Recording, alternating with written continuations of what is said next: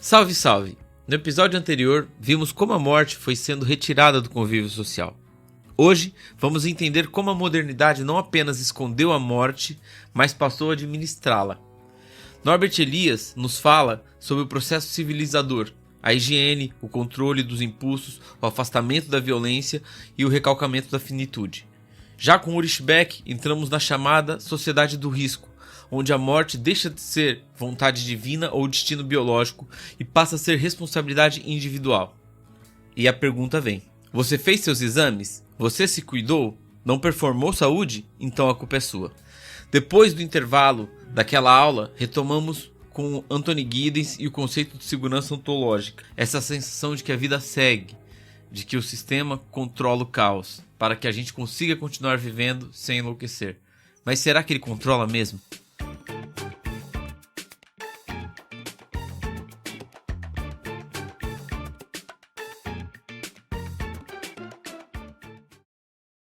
Um impulso civilizador, e aí um sociólogo importante é o Norbert Elias. Ele vai falar pra gente de como que a gente começa a fazer um processo de asepsia da morte, de limpeza desse negócio. O conceito central para ele é: a morte não é um acidente. A morte é processo de civilização. E aí quando a gente vai pensar lá nos Neandertais, os Neandertais são dos primeiros a criar túmulos e fazer esses rituais de passagem da vida para a morte. E ele vai falar que isso é o processo de civilização, né? Da gente tentar atribuir significado às coisas, ou a ausência das coisas, tá bom? Então, a higiene e a longevidade. A morte se torna o estágio final de um processo médico ou sanitário. Geralmente os médicos trabalham, tentam.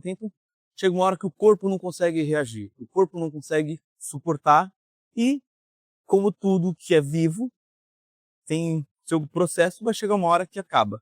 Eu acho que, se a gente for pensar a expectativa de vida do ser humano dos últimos 100, 200 anos para cá, a gente está bem, até demais. Assim. A gente está desafiando a própria natureza. Tem todo um movimento no campo da bioética e da filosofia que eles chamam de transhumanismo. A ideia de tu mexer em genes para que a pessoa não nasça com algumas deficiências. É uma doideira, assim. Mas isso é coisa para criar uma espécie de super-humano. Tá bom? A ideia de pacificação social. A violência foi removida do cotidiano. Então a gente tem mais controle e vigilância e exige que a morte, como toda dor, seja invisível. E aí, sanatório, hospital e lugares que vão ser especialistas no morrer. No mesmo hospital onde nascem as crianças, vão lá e nascem na Jambúdia, lá as pessoas vão para morrer. Por isso que quando as pessoas vão para o hospital, que é ente querido, a gente fica tenso. Porque a gente sabe que pode não dar nada, mas a gente sabe que pode dar tudo errado, entendeu? Então, e o recalcamento, mecanismo de defesa social que bloqueia a memória do fim. A gente faz planos como se o mundo nunca fosse acabar. A gente projeta a nossa vida como se a gente tivesse controle sobre, eu não vou morrer, entende? Faz planos para amanhã, para daqui a um ano. A gente não sabe se a gente vai sair daqui e infartar, entendeu? Mas a gente cria uma falsa ilusão de que está tudo certo. Isso, de certa forma, faz com que a gente bloqueie a ideia de finitude e conseguimos manter uma estabilidade emocional. Eu lembro que quando eu era muito pequeno, quando eu tinha uns 8 anos, eu tinha um medo brutal que minha mãe morresse. Eu começava a chorar do nada, assim. Nós estávamos almoçando, eu olhava para minha mãe e falava, ela vai morrer. E eu debulhava em chorar. Entendeu? Demorou muito para eu entender que minha mãe precisa morrer. Não que eu queira que minha mãe morra, mas morrer faz parte da vida. Entende? Não dá para brincar de Dorian Gray ser imortal, não dá. Né? Mas com 8 anos eu não tinha discernimento e nem psicológico para lidar com a morte da minha mãe. Depois eu fui entendendo que a morte faz parte, tá bom? Ulrich Beck, na Sociedade do Risco, traz uma outra abordagem. Para ele, a modernidade do indivíduo passa a ser gerente da própria vida, né? A gente passa a gerir as nossas coisas. E aí a gente passa a gerir o processo da morte também. A morte deixa de ser um destino e vira responsabilidade. Então, se você morreu e pegou câncer, é porque você bebeu, festou, você não se cuidou, entende? Ou você tem a genética ruim. De alguma forma a gente joga sobre o indivíduo a responsabilidade. Eu acho que deve ter estudo sobre, eu não sei, mas eu fico pensando nas pessoas que são mais velhas. Tem um estudo que eu fazia na escola, uma atividade que eu fazia na escola, que era sobre os padrões, assim, tipo, o que os adolescentes gostavam de comer, o que os pais e os avós gostavam de comer. Era uma coisa muito louca, assim, enquanto o pai e a avó, eu gosto de comer batata roxa assada. Eu gosto de comer polenta. A criança, eu quero Mac, milkshake, pizza.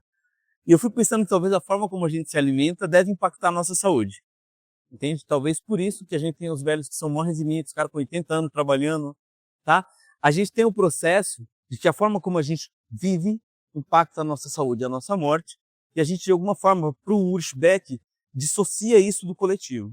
Ah, você é responsável pela sua saúde, então se você adoeceu é porque você não soube se alimentar, você não soube se organizar. E qual é o problema disso? A gente isola e atomiza a responsabilidade. A culpa da sua saúde é sua. Se você morreu, você é o responsável. Quando a gente não considera todo o contexto da onde vem o alimento, o que você está comendo, como que a propaganda influencia como a McDonald's, que McDonald's é vida e coisa do tipo. Tá bom? O novo dogma é, se você morre, é porque você falhou em se cuidar. Você fracassou consigo mesmo. Tá? A inevitabilidade da morte gera culpa e não aceitação. Gestão da biografia do indivíduo para não morrer. Se alimente bem, faça exercício, controle estresse, inteligência emocional, não surte. Eu acho muito louco conseguir ter inteligência emocional no dia de hoje. Assim. É uma coisa bem... Enfim. Se você não consegue fazer essas coisas, game over. Vai virar camisa de saudade, vai de arrasta e esses tipos de coisa. Tá? Isso aqui é os dados que eu falei para vocês. Isso aqui é Bruscópolis, aqui, a Grande Brusque e adjacências aqui. Isso aqui era a população estimada em 2017. Acho que em 2021 ou 22 teve o censo, 22 teve o censo. E isso é o que eles estimavam de população em Brusque ano passado. A taxa de nascimento, né, é de 1,45 em média por ano em cidades urbanas. Então, se a gente vai olhando a população, nasce mais do que o dobro dos que morrem. Mas morre gente pra burro, entendeu? E aí, ó, no ano passado, 932 pessoas. Eu tenho 36 anos. Eu nunca tive o desprazer de ver ninguém morrer. Entende? E se for nessa lógica aqui, ó, do tempo que eu vivo, já deve ter morrido uma Guabiruba inteira. Quantas pessoas tem na Guabiruba? Não, 4? Não, 4 é pouco. Não, já deve ter morrido o quê? Não. Ah, já deve ter morrido umas 4 Guabiruba desde que eu nasci. Porque se morre nessa proporção aqui, ó. Consegue entender? A gente afastou a morte do nosso convívio porque isso é confortável. E porque a gente conseguiu criar mecanismos que se responsabilizam por parte do processo da morte. Diferente do cara do século XIV. Morreu, não tem capela mortuária, não tem flor. Então, a morte passa a ser um incômodo. Né? Já não basta tu sofrer porque tu perdeu alguém que tu gosta, tá na hora de ir, né? Não, já vamos ir. Já não basta tu sofrer porque tu perdeu alguém que tu ama, tu vai ter que botar a roupa, tu vai ter que lavar o corpo, tu vai ter que abrir a cova, tu vai ter que fazer tudo. Chega uma hora que tu só quer se livrar daquilo. Pra poder chorar, sofrer, ou fazer qualquer outra coisa. Entende? Nós não. Nós terceirizamos tudo. Pra gente só poder sofrer. Porque sofrer é importante, encarar o luto é algo muito importante. Tá? E tem uma outra coisa que eu acho muito interessante na morte, que ela muda ao longo do tempo, mas ela não é uniformizada, assim. Ela não é padronizada. Culturas diferentes lidam com a morte de forma diferente. Eu lembro que foi durante a pandemia, que rolou o meme dos caras do caixão dançando. É bizarro isso, né? Que falta de noção. Mas há culturas e há culturas. Eu descobri que dando essa aula uma vez, a menina falou, tinha um lugar que eles customizavam o caixão. Né? O cara morria, eles faziam um caixão em Fórmula 1, em forma de avião, né? Não adianta morrer, tem que ir pro lado de lá, chegar em grande estilo, né?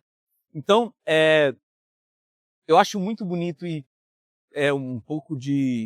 trabalho um pouco com a parte da arte, mas o filme Viva a Vida uma Festa, eu acho ele muito lindo. A forma como ele trabalha a nossa noção de morte e de perder alguém é muito interessante, que no filme as pessoas não morrem enquanto a gente lembra. E eu acho isso muito bonito, que a matéria vai, as pessoas vão embora. Só que ele trabalha com uma sensibilidade de que enquanto a gente pensa nas pessoas, elas vivem. Nem que sejam na nossa memória, nem que seja pra gente. Isso eu acho muito bacana e é muito bonito. E aí, se eu vou pensar os mexicanos, tem o Dia de los Muertos, é uma outra percepção da morte. Nós, no Ocidente, consideramos a morte uma tragédia, Se por um lado tem um lado religioso que diz, não, ele foi para os braços de Deus, ele foi acolhido, do outro lado tem a nossa vontade de ter aquilo ali, de ter aquela pessoa e não ter mais. Então, lidar com a morte, ou lidar com o processo de morte para quem é próximo, é saber lidar com essa ausência diária, entende? E aí depois eu vou entrar nas esferas certinho e a gente vai detalhar um pouco mais isso aqui, tá? Eu vou deixar vocês por recreio, depois a gente volta. Voltar a falar desse tema agradabilíssimo, que é a morte. Retomando ali, a gente estava falando antes do intervalo sobre as taxas de óbito e nascimento, né? Então, o saldo vegetativo é positivo, mais que as famílias estão fazendo menos filhos, o número da quantidade de pessoas, pelo menos no caso brasileiro, da população jovem e da infância, está menor do que os dos nossos pais e tal. Ainda assim, morre bastante gente, mas nasce o dobro. Então, a gente está num saldo positivo, tá? A segurança ontológica é um conceito que o Giddens, que é um sociólogo, traz para a gente, da ideia da segregação, da separação da experiência do morrer, né? Então, tu tens as rotinas produtivas. Cadê aquela menina que estava? Qual é o teu nome? A Júlia. A Júlia, quando dá intervalo, veio falar comigo, e isso aqui explica e conversa bastante sobre aquilo que a gente estava falando. A ideia de que, enquanto pessoas nascem, se reproduzem e morrem, a vida segue. A vida segue. Então, se não te impacta diretamente, morreu o artista. Sinto muito pelos fãs, talvez pelos familiares e os amigos próximos. Eu tenho conta para pagar, prova para estudar, a vida segue, tá? E de alguma forma tem que ser, não tem que ser assim, mas ela é assim. Então, para quem está muito próximo da morte, evidentemente que a morte marca muito, mas a vida segue, que ela precisa seguir. E às vezes a gente não tem tempo de sentar e chorar nossas mágoas, entende? Porque a quantidade de rotina, de coisa que exige da gente, faz com que, para muitos, a rotina continua e a morte se restringe a poucos espaços e o luto se restringe a poucas pessoas, tá? E geralmente, eu penso que lidar com o luto é sempre um processo de cura e como se fosse uma ferida aberta, um machucado. Acabou de cair de bicicleta, se arrebentasse todo. Naquela hora dói, né? Tu vai sentir, tu vai chorar e depois que tu olha para tuas feridas, tudo depois de 10 anos, vai dizer, olha, um dia eu machuquei isso aqui. Não que a gente esqueça quem a gente perdeu, mas a gente aprende a lidar com a ausência, viver sem essa pessoa, né? Então, o Giddens vai falar que há o que ele chama de sequestro da morte. A morte é tirada da via pública, a morte é tirada do meio público, e isso para a sanidade mental de todo mundo e para a gente conseguir sobreviver, senão a gente fica pensando constantemente na morte e no morrer. Então, para vivermos tranquilos, o sistema esconde o caos da morte. Cadê a moça que trabalhava na emergência? Né? Para você, quando trabalhava lá, era uma recorrência. Evidentemente que ninguém saía feliz, nossa, hoje morreu Deus, né? Ninguém saía feliz do rolê, mas era uma constante. Quando você pisava fora do hospital, a vida segue, o moço vende bombom, o outro te aborda no sinal. Muitas vezes que na hora que fala dele, tem que fazer o que você fez. Para dar notícia e para feliz ali naquele momento. Então, tu não pode meio que chorar, porque, poxa, não tá chorando. Tu precisa meio que ser o ponto dele durante ali no meio daquela tempestade. Mas já aconteceu várias vezes. No final de um plantão, a gente teve uma morte que impactou muito toda a equipe realmente chorar no final do plantão, porque foi quando a gente teve tempo de processar aquilo. Mas chorou, passou, segue. E amanhã vai ter outro desafio, outra luta, e assim vai. Né? Não que vocês vão se dessensibilizar, e nem é saudável, eu acho, não é nem desejável que vocês se dessensibilizem.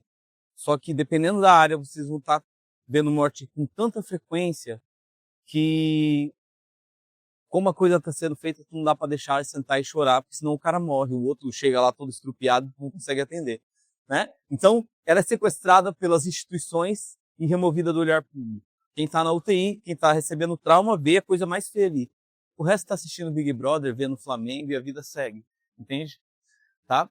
A morte é uma questão técnica e é definida não só por rituais, mas por cessão de funções e é monitorada por aparelho. No Brasil, não é permitido suicídio assistido, tem alguns países que isso já é permitido, onde o indivíduo fala, cansei de viver. Eu sei que a vida é um presente, é uma dádiva, mas para mim deu, quero morrer. No Brasil não é permitido ainda, enfim, é uma coisa que gera muita discussão no campo da ética, tá? Mas ela tem essa questão. Então, a morte torna-se um ponto zero, o limite exterior do controle humano, à medida que, por mais que vocês estudem e lutem contra a morte, e vão lutar contra a morte diariamente, não está só no controle de vocês, não está só na vontade de vocês, porque às vezes você vai fazer de tudo e você vai perder o paciente, e vai se sentir mal, fala, putz, estudei 6 anos, me especializei, estou acompanhando esse paciente há 5 anos e o cara parte, entende? Aí é trabalhar. Antes de eu trabalhar na medicina, tinha alguns alunos que veio para cá e eu perguntei, vem cá, quando é que vocês aprendem a falar para a família assim, ó, morreu, partiu, na minha mesa de cirurgia, no meu plantão? Ela falou, a gente vai ter algumas aulas ao longo do curso, mas vocês vão se preparando e não tem aula melhor do que a vida, entende? Vocês podem sair aqui com todo o domínio técnico. Na hora que tu botar o teu crachá, botar lá a tua roupinha azul, verde e atacar do Grey's Anatomy, daí, né, e for pro plantão e vocês vão ver a coisa pegar. Bem, se a modernidade transformou a morte em problema técnico, em risco, em falha, quem são os responsáveis por administrá-la? No próximo episódio, eu apresento o diagrama central da aula, a morte como uma rede. Estado, mercado, família, religião e tecnociência. A morte não acontece sozinha, ela é mediada. E você, profissional da saúde, ou qualquer um dos atores e agentes que estão nesse processo, precisam saber dessa rede. Até o próximo episódio.